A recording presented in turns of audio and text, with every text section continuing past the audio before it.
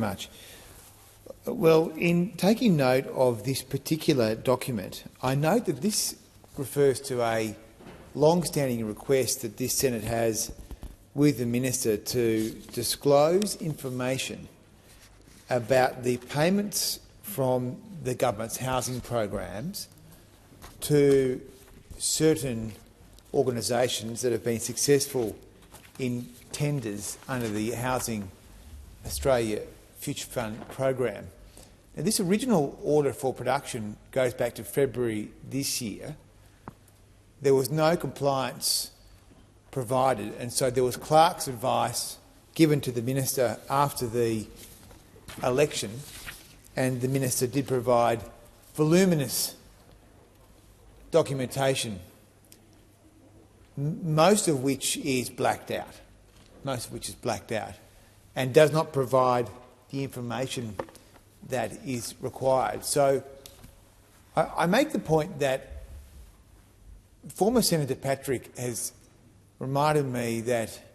transparency is a word that is only often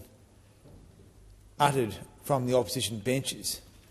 And maybe that is the system that we have now, that the executive government of the day refuses in some form to comply with the orders of the Senate. But I think this is a significant issue for this chamber to give consideration to over the course of this term, because if we are prepared to give up on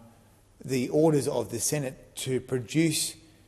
information, financial information, probity information about the expenditure of public funds and the administration of public programs,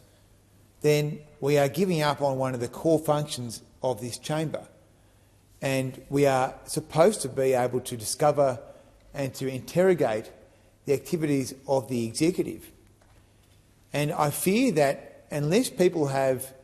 the tenacity to see through to the end, then we will actually be giving up on this chamber's authority, which it is supposed to have over the executive. So I make the point that this is one of many, many orders for production where the government has filed public interest immunity claims or sought other reasons why it should not comply. But in the last parliament, the Treasurer, Mr Chalmers, was found to have made incorrect public interest immunity claims when those same claims were considered by the Information Commissioner. The Information Commissioner found that, in fact,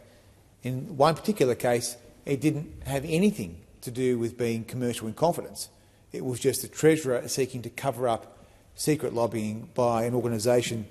that I suspect he knows well, known as the CBUS Super Fund. So the question for the crossbench and the opposition over the course of this term is, what are the steps that are going to be taken to ensure that we do get the answers for the Australian people? Because if we give up on trying to get the information on public finances and the administration of public programs, then I really question whether we are doing the right thing by the Australian people and whether it is worth flying down here and spending all these taxpayer funds on having these parliamentary sittings. So we need to think very carefully about the system, because right now,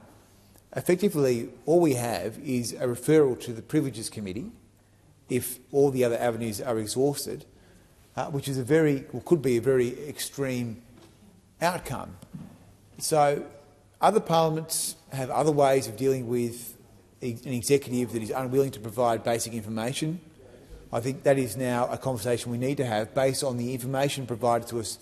by the Centre for Public Integrity, which has actually analysed all the information between this government, going back to the Keating government, on their compliance rate on orders for production and also their willingness to provide documents under Freedom of Information laws. Now, Malcolm Fraser was quite clear when he introduced the FOI Act that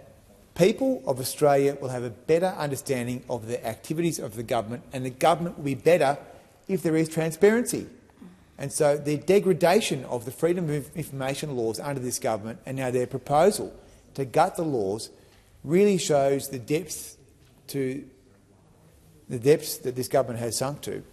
So we look forward to debating with other members of this chamber whether there is a better way to do this, because I have to say that so far we're not getting the information that the public would expect us to receive.